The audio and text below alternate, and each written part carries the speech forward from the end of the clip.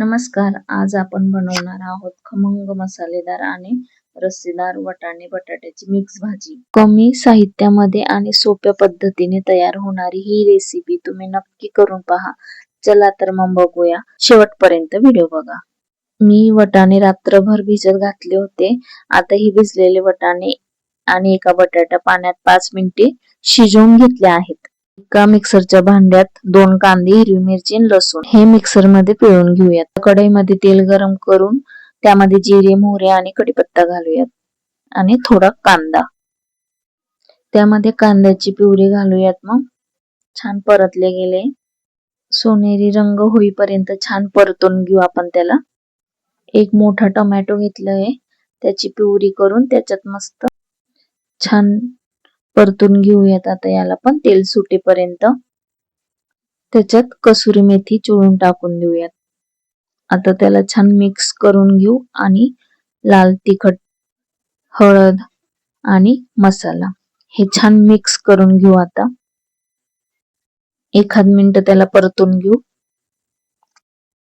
छान मिक्स होईपर्यंत. छान मिक्स झालंय. आता त्याला थोडस अर्धा कप पाणी टाकून त्याला परत झाकून देऊ शिजवण्यात 2-1 मिनिटासाठी. बघू शकतात तुम्ही.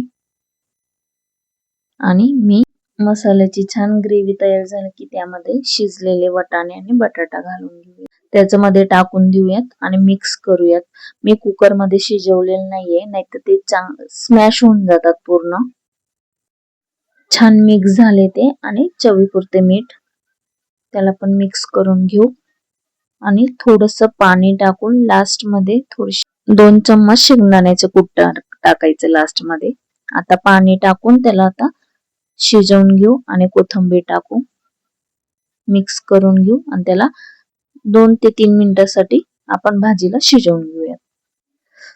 2 मिनिटानंतर बघू शकतात, आहा, तेल पण सुटलंय त्याला आणि खूप छान टेस्टी भाजी छान शिजली. तुम्ही बनवून बघा, नक्की ट्राय करा. 2 चम्मच शेंगदाण्याचं कूट घालून घेऊयात त्याच्यात आणि चांगलं मिक्स करून घेऊया. त्याला घट्टपणा येतो म्हणून शेंगदाण्याचं कूट टाकते मी. आता 1 मिनिटासाठी झाकून त्याला परत काढलंय. बघू शकतात. कोथिंबीर भरपूर घाला. आपली भाजी तयार आहे. गरमागरम स्वादिष्ट वाटाणे बटाट्याची मिक्स भाजी चपाती, भात, भाकरी सोबत खूपच छान लागते. आवडलं असेल तर लाईक करा, चॅनलला सबस्क्राईब करा. अशाच नवीन रेसिपी सोबत भेटूया.